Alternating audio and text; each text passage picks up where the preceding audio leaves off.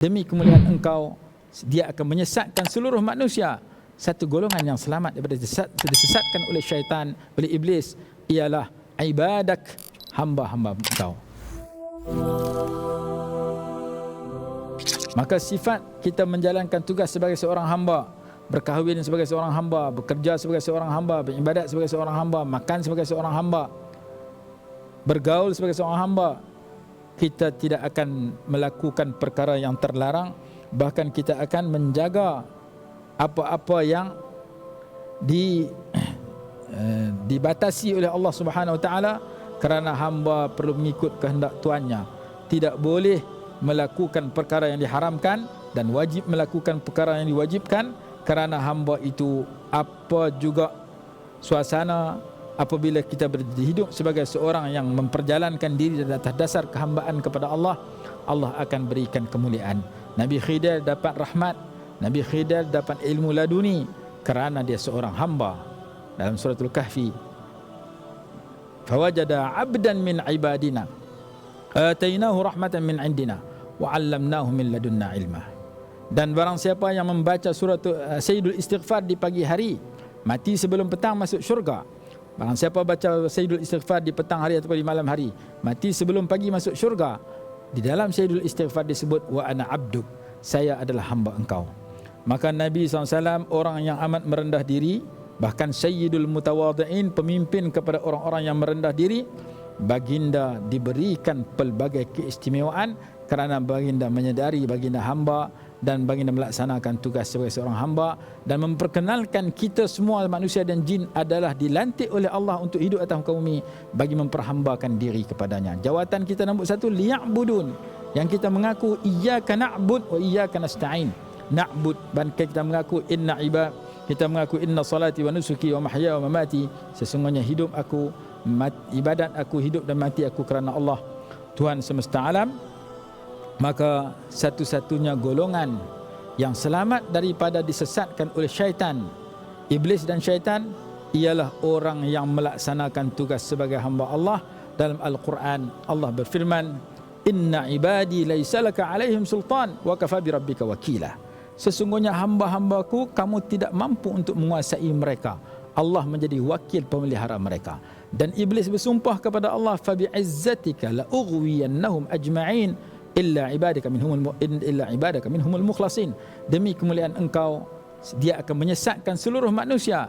Satu golongan yang selamat daripada disesatkan oleh syaitan, oleh iblis, ialah ibadak, hamba-hamba engkau, minhumul mukhlasin.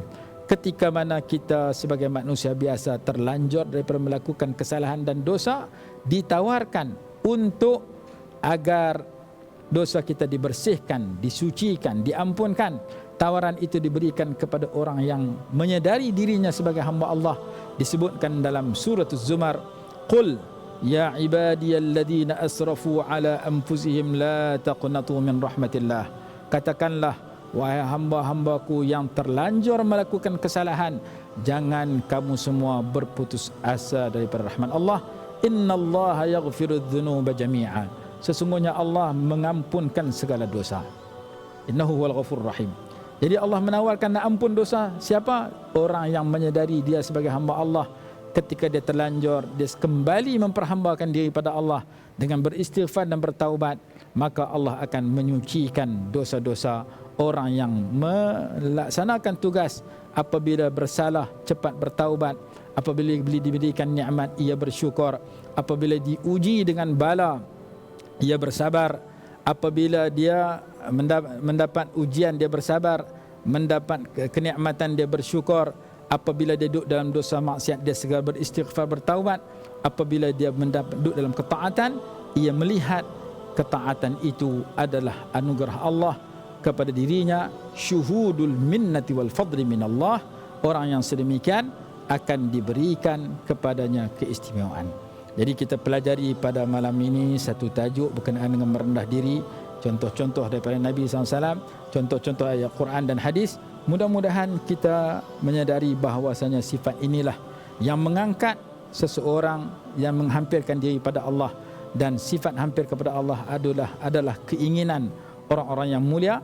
Saya tutup dengan firman Allah yang kita bacakan tadi, wa ibadur rahmanil ladzina yamshuna 'alal ardi hauna, dan hamba-hamba Allah itu ialah mereka yang berjalan di atas muka bumi dalam keadaan merendah diri. Maka merendah diri ini merupakan sifat pertama yang perlu kita kenali dan kita hayati supaya kita jadi orang yang hampir kepada Allah Subhanahu wa taala.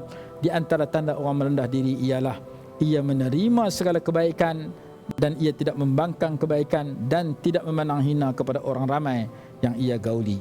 Ia bergaul dengan pergaulan yang baik kerana ia memuliakan manusia. Dalam masa yang sama, segala kebaikan, kebenaran yang datang dia terima. Kalau dia menolak apa juga kebenaran, maka dia orang merendah diri, meninggi diri. Orang meninggi diri diberi amaran payah nak masuk syurga. La yadkhulul jannata man kana fi qalbihi misqalu dzarratin min kibrin. Tidak boleh masuk syurga orang yang ada sekecil-kecil sifat takabur. Dan di dalam hadis yang lain, dalam hadis qudsi, al-kibriya'u ridai wal 'azamatu izari faman naza'ani fi syai'in minhuma khasamtu wala ubali.